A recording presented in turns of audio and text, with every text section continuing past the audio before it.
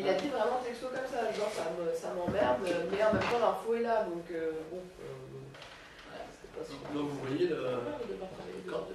les gens mesurent un peu l'impact quand ils ont c'est comme l'assurance quoi. Leur contrat ils ne vont pas le lire, c'est quand il arrive un problème, on se dit c'est quand vous, pareil pour votre téléphone, quand vous perdez le téléphone, vous dites mais l'incidence c'est quoi? Il y avait ça, il y avait ça dedans, il y avait ça dedans, il y avait ça dedans. Donc aujourd'hui il existe des outils qui permettent justement de prendre la main et de pouvoir dire stop, la personne n'aura pas les données, ou alors je vais géolocaliser le système de manière à bloquer le. Mais comment vous allez faire ça si vous n'êtes pas dans la technique, vous ne pensez pas à ce genre de choses? Le numéro email. Ouais, il y a ça, mais il y a d'autres outils aussi qui permettent de faire. Quoi. Mais on est de moins en moins en mode privé, on est en mode public maintenant, la plupart du temps. Même si on croit être en mode public. Voilà. Alors, il y en a qui installent les VPN, les réseaux virtuels qui sont sécurisés en disant ma navigation ne sera pas reprise dans le cadre de je suis dans la rue ici, etc. Il y a quelques années, il y avait une expérience qui avait été faite dans la gare du Nord où on montrait que quelqu'un, c'était la police qui avait fait l'exemple, on montrait comment on arrive à ne pas sécuriser son Wi-Fi dans un lieu public. Et donc ils avaient craqué les bornes Wi-Fi pour montrer que c'était possible. Et puis tous ceux qui étaient aux bornes en train de commander un ticket acheté dans les magasins relais, ils montraient qu'on avait accès à leur compte, accès à leurs données.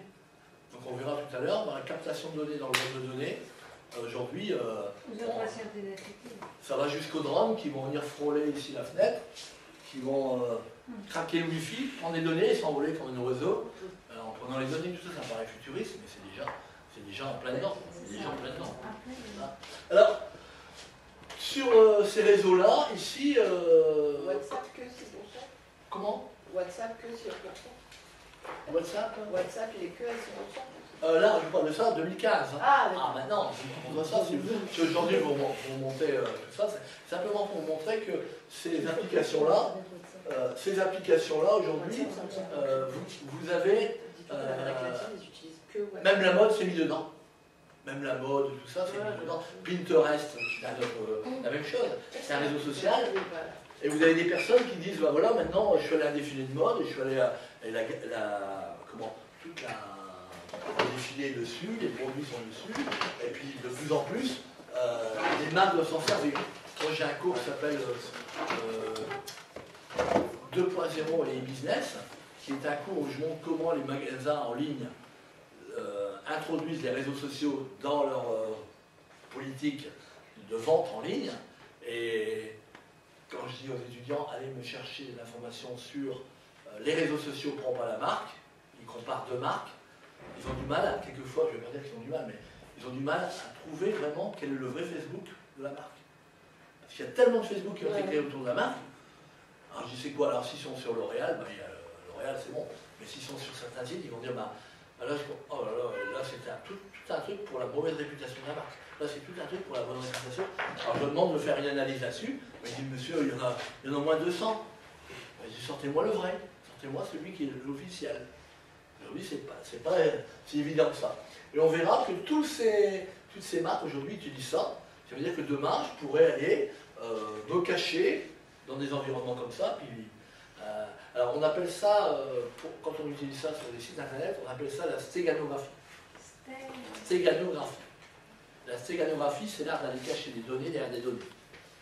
Donc, vous irez lire sur la stéganographie, grand 1, je veux cacher un texte derrière un texte, c'est possible. Je peux cacher une image derrière un texte. Je peux cacher une image derrière une image. C'est-à-dire que là derrière, là, ici, derrière cette bulle-là, je vais aller cacher des données. Lors des attentats du 11 septembre, il y a eu dans les attentats, dans l'organisation, il y a eu la stéganographie qui a été utilisée. On montrait d'ailleurs, un exemple à l'époque, on montrait un exemple des tours jumelles, où on montrait qu'à l'arrière, il y avait des photos qu'on pouvait cacher. Alors, vous avez la photo, le lien de stéganographie, j'ai le lien, et je vous l'envoie et je communique avec vous. Voilà. Et quand vous recevez le fichier, vous dites pas, il n'y a rien. Et en fait, c'est caché derrière ce côté. Clique ici dans le coin. Oui, il n'y a pas de lien là, il n'y a pas de main qui se met. Et là dans le coin, automatiquement il fait le lien avec le logiciel que vous avez installé. Et là vous avez le texte qui apparaît ou qui n'apparaît pas. dis, bah, non mais tu m'envoies une photo. Ouais, mais clique sur la photo. Tu fais clic droit, et là automatiquement, ou arrière, on retrouve le montage qui a été fait par les personnes. C'est comme ça s'est passé dans certains cas, terrorisme ou autre, hein, on peut utiliser ça. C'est-à-dire qu'on utilise la technique des Gmail ou des boîtes aux lettres, la technique des brouillons. C'est-à-dire qu'on écrit dans les brouillons, on donne les mots de passe des deux boîtes, et on ne sort jamais, on n'écrit jamais, on n'envoie jamais les messages. On est toujours dans les brouillons, donc il n'y a rien qui sort. Donc on peut toujours communiquer, puis faire une grande conversation en étant toujours dans les brouillons. D'accord? Comme sur les Gmail, fut un temps, je me rappelle que quand on a envoyé un message à 800 personnes et on s'est trompé. Ah, j'ai envoyé ça à 800 personnes, je ne devais pas. Il y avait une technique de récupération qui faisait que tous ceux qui n'avaient pas lu ne le liraient pas. Sur WhatsApp aussi à un moment, dans les débuts. Et maintenant on ne peut plus supprimer les messages. Et là sur Gmail, c'était jusqu'à l'année dernière, hein, on pouvait le faire. Mais j'ai moins testé sur WhatsApp parce que je me méfie. Sur WhatsApp, au moment où il n'était pas lu encore, en fait, le message ou l'image, on pouvait la supprimer. Voilà. Mais plus maintenant. Imaginez que vous envoyez ça à 800 personnes, vous êtes trompé avec le fichier complet, et vous critiquez, je sais pas, un employeur, je sais pas quoi. Et bien là, tous ceux qui n'avaient pas encore lu, en faisant la manip, ne le liront pas. Et les autres, bien sûr, trop tard. Alors, si c'est diffusé à 100 personnes dessus, ça peut faire mal. Ça va être diffusé, quoi. Alors, la stéganographie, différente de la crypto. De la crypto qui permet justement de dire, chaque année, il y a le salon du hacking, là, bientôt. Je ne sais pas si c'est même pas en ce moment. Ce sont des gens qui se réunissent chaque année, ils voient un peu comment ont évolué les techniques de hacking dans le monde. Et donc, quelquefois, on les voit dans la présentation. Ils disent, voilà, au niveau international, on a réussi à rajouter une difficulté dans la crypto. Donc, on n'est plus autant de caractères, on a autant de caractères. Puis, quelquefois, dans la matinée, en fin de matinée, il y en a qui disent, vous pouvez rediscuter, parce qu'on vient de craquer le système, c'est parti à zéro, quoi. Donc, on n'en sort pas. Donc, ça, aujourd'hui, sur la crypto, le chiffrement, vous devez également vous intéresser à tout ce qui est technique de chiffrement. Hein. Moi j'ai assisté une fois à une démonstration en temps réel d'un document qui m'est arrivé, franchement, on ne peut pas l'interpréter. Tout le mail était crypté et tout. Puis quand j'ai récupéré mon mail, je me suis dit quand même, par un simple clic et un petit logiciel que vous installez, on peut le faire. Quoi. Alors, vous avez également, dans tout ça, il faut penser par exemple à tous ces gens qui sont sur les champs de guerre, etc., qui ont des smartphones aussi, qui communiquent et qui likent sur des lieux où ils sont, ils géolocalisent leur situation. Chérie, là, je suis là, mais j'attends, je m'embête un peu. Ce soir, je t'appelle et je te montrerai sur Google Maps où on est, parce que demain, on va aller sur tel territoire, etc. Imaginez, tout ça, ça peut être suivi, surveillé et repartagé. L'ennemi en face, il a l'info, il peut avoir l'info. Voilà. Alors, sur les 5 espaces du web, voilà un petit peu la synthèse. Hein. Alors ça, c'est ce que Google veut de vous. Si vous tapez sur Internet, ça vient de ce que la vision de Google, il y a une dizaine d'années déjà. Il y a une dizaine d'années, on était là. Là et là, entre là et là. Donc, le web, extension des disques durs. Je n'ai plus de place. Mes parents n'avaient plus de place pour mettre leurs photos. Rappelez-vous, les disquettes, on ne mettait rien là-dessus. Aujourd'hui, on ne mettait même pas une photo de mec. Alors, mes parents ont acheté un zip. Vous vous rappelez des zips? On mettait je ne sais pas combien de disquettes dedans. Et au bout d'un moment, les zips, moi je connais même quelqu'un qui me disait, il ne faut pas donner ton zip, c'est l'avenir quand même, tu vois pas tout ton peu stocker. La première clé USB, j'ai payé 250 €. Il faut être fou. Je sais pas. Parce que je pensais que c'était l'avenir. En fin de compte, elle faisait 68, un truc comme ça. C'est fou. Et c'était les premières clés USB. Donc au bout d'un moment, ils ont stocké, ils ont gravé, qui grave encore aujourd'hui. Je ne sais même plus ce qu'il y a dessus. Alors on me disait non, CD, non, DVD, ouais, DVD, etc. Mais tu peux en mettre plus, etc. Alors, la photo, vous vous rappelez, elle s'est mise là-dessus. Puis elle a commencé à dire, on vous grave votre... Encore maintenant, quand vous faites un IRM, on vous fait un CD encore, ou un DVD. On met l'IRM sur le DVD. Mais bon, ça paraît un peu... C'est une petite clé USB, bon, peut-être, parce qu'on accroche au dossier, donc ça reste là. Donc là, on est dans les annuaires, les moteurs de recherche et les métamoteurs. Un annuaire, c'est Yahoo. Qui utilise encore Yahoo ici? Non, vous avez une boîte de Yahoo, vous avez pour ça. Bon, Yahoo, Il y a un problème dernièrement en Amérique, aux États-Unis, avec les. avec toutes les, Tout comment, à fait. tous les comptes qui ont été. C'est ça. Et surtout des comptes. Mais il n'y a pas que Yahoo qui a vécu ça. Il y a plein de structures qui ont. C'est ça. Orange, il y a quelques années, je vais vous montrer, il y a quelques années, Orange avait eu aussi un tas d'adresses qui s'étaient perdues dans la nature. Peut-être que j'étais dedans, mais je ne sais pas, à l'époque, j'avais aussi l'adresse Orange. Et donc le 1.0, c'est on recherche dans des annuaires. Yahoo est un annuaire, on n'y achète pas une rubrique. Je tape théâtre, il me dit théâtre de rue, théâtre de boulevard, théâtre de. Ça, c'est un annuaire. Moteur de recherche, vous les avez, c'est traditionnel, c'est Google, c'est Exalid, c'est. Voilà. Des métamoteurs, non, Chrome, c'est un navigateur. Vous vous rappelez de. Est-ce que vous vous rappelez, certains d'entre vous se rappellent de Alta Vista? Alta Vista, qui était un des premiers moteurs de recherche et qui aurait pu être un Google, c'est les Français qui l'avaient.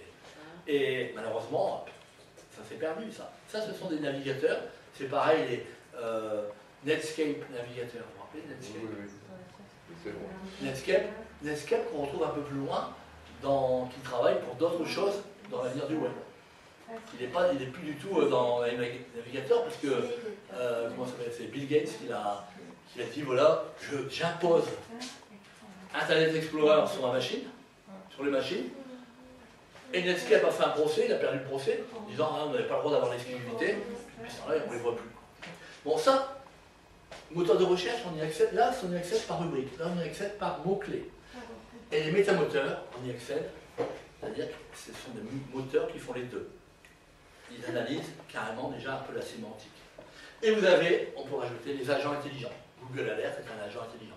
C'est-à-dire qu'il va aller chercher les informations et vous les ramener en fonction de ce que vous avez saisi. Alors, si vous avez mis, si vous cherchez Jean-Paul Pinte sur Google, il est préférable de mettre Jean-Paul Pinte entre guillemets, de manière à ce qu'on cherche vraiment ce qu'il y a sur Jean-Paul Pinte, ou d'avoir Jean-Paul Pinte, où il y aura Jean-Paul Pinte, il va chercher tous les gens, peut-être le tiret va servir de sauf Paul Pinte, il ne trouvera pas forcément. Et au bout d'un moment, il va trouver Jean-Paul II, Pinte de bière, des trucs comme ça qui n'ont plus rien à voir. D'accord? Donc ça, c'est important. Dans le 2.0, on se dit, oh, c'est fini tous ces moteurs-là, c'est Google qui a pris le pouvoir.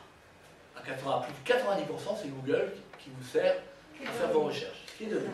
Et donc, à l'intérieur de Google, on s'aperçoit que quand on ne sait pas référencer un site internet, quand quelqu'un veut faire connaître, faire l'apologie de je ne sais pas quoi, et ben dans Google, il peut injecter des données et il peut, par exemple, répéter plusieurs fois dans un moteur de recherche Jean-Paul Pinte, cybercriminologie, Jean-Paul Pinte, cybercriminologie, puis en fin de compte, le positionner à force en tête dans le moteur de recherche. Donc, Google, qu'est-ce qu'il fait maintenant? Eh ben, quand il vous donne un sujet, souvent, il vous ressort avec des centres d'intérêt, et vous dites, ah, je suis premier, non, en fin de compte, je suis premier sur quelque chose, mais le reste, c'est simplement mon Google Plus qui ressort. Alors, quelquefois, je le fais taper, je dis à la personne, tapez un peu mon blog ou mon nom pour voir comment ça ressort, puis les gens, ils disent, bah non, je ne vois pas la même chose que vous. Ça, c'est un peu... Alors, ici, c'est l'époque des systèmes d'exploitation et disques durs. Il y a les réseaux sociaux et leurs applications, c'est-à-dire que tout ce que vous avez pu installer, c'est une plateforme complémentaire, non plus à votre ordinateur, mais à votre téléphone portable. Et dedans, vous avez toutes les applications que vous pouvez charger. Et ces applications, vous avez bien compris qu'elles sont, on disait si justement tout à l'heure, elles sont couplées à tout le matériel nomade que vous avez chez vous. D'accord?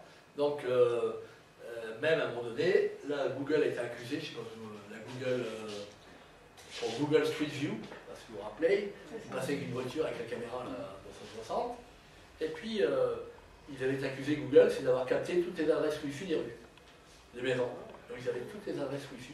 Donc après, ils pouvaient faire un peu n'importe quoi. Et donc, il y avait même des cas de figure ici de personnes qui ont été filmées dans la vidéo qui a été faite à l'époque, 2007 par là, dans ces eaux-là.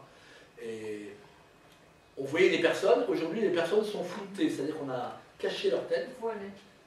Pourquoi? Parce qu'il y a des gens qui ont porté plainte sur, notamment, il y avait un cas de figure, quelqu'un qui avait commis un cambriolage et qui a été filmé avec le truc en Enfin, sauter la règle. Il a porté plainte en disant c'est une atteinte à l'image, il a encore gagné, je crois.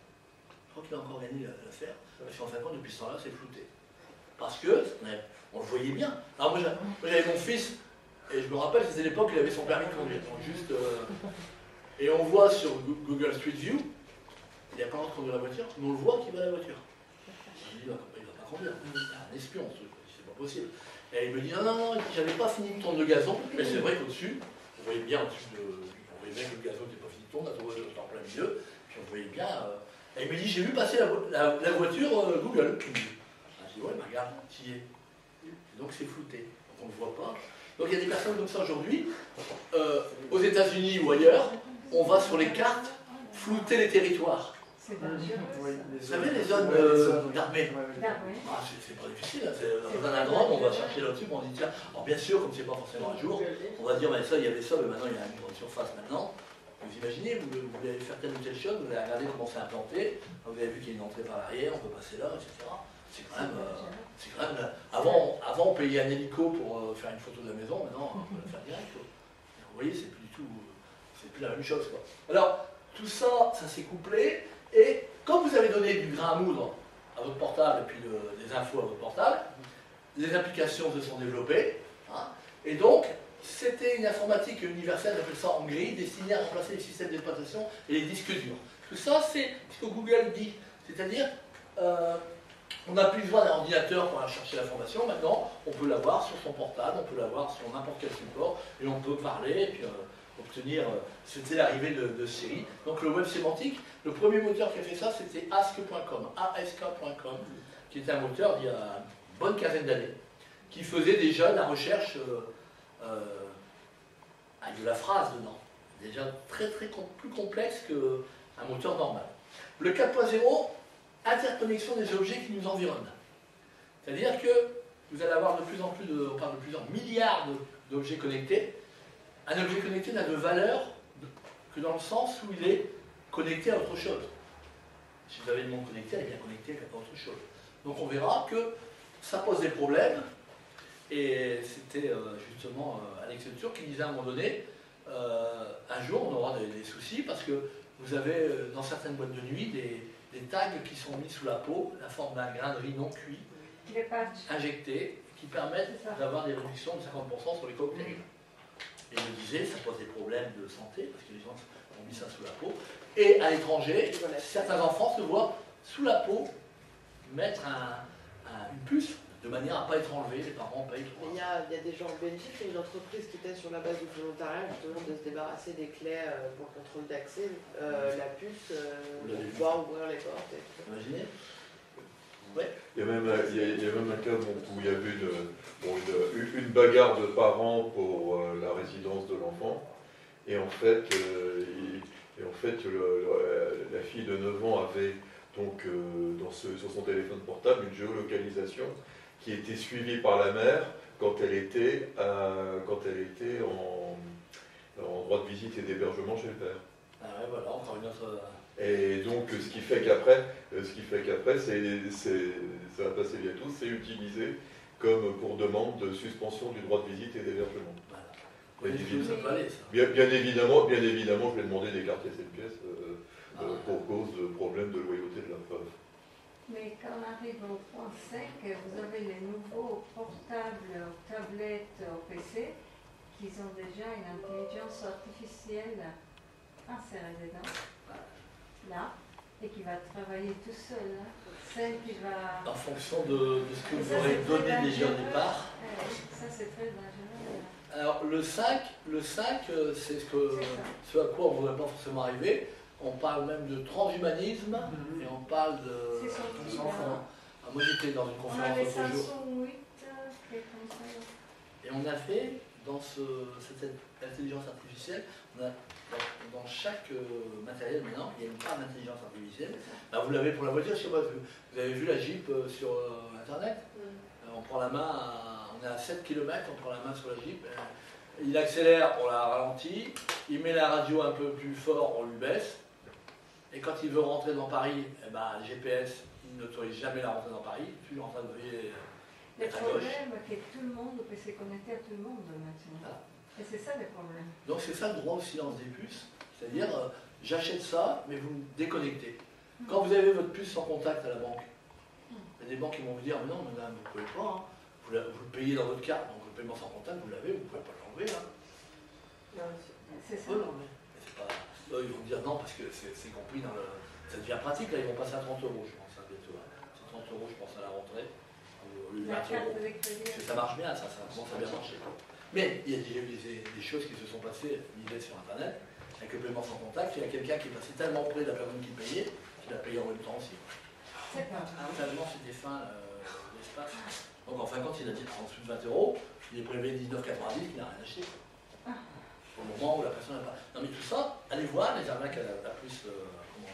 Après, tout dépend des appareils, parce que si vous Ouais. n'avez pas les 4 voyants qui s'allument quand vous mettez votre carte Bah par-dessus, là, c'était fait quand ça même. passe pas. Ah bah non, parce qu'il y en a même qui n'arrivent pas à le faire en appuyant dessus. Mais oui.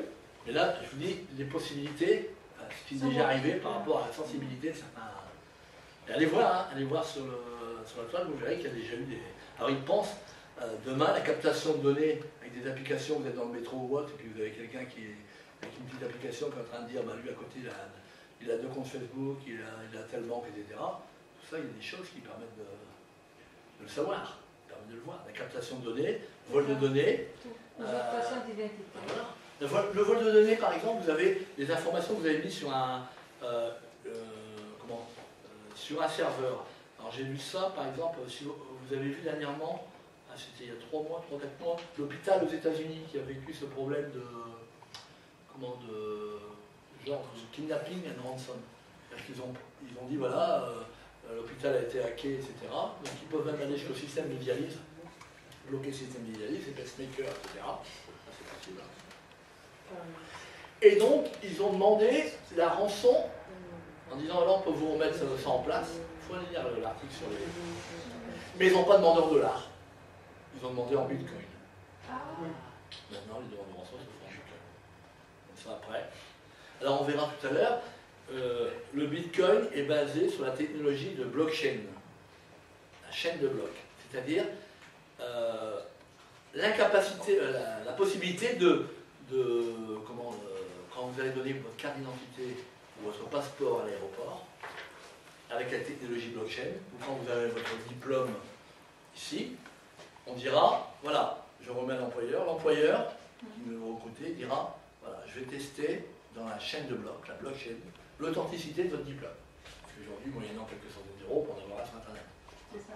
Et donc, il va tester ça, puis il va dire, comparaison a été faite avec son inscription, sa carte d'identité, sa carte vitale, son permis de conduire. Donc, toujours 3 pièces justificatives qui montrent que le papier que vous avez est bien relié, et c'est généralement l'école qui va répondre. Comme quand vous avez une demande d'autorisation pour payer un voyage, vous allez recevoir un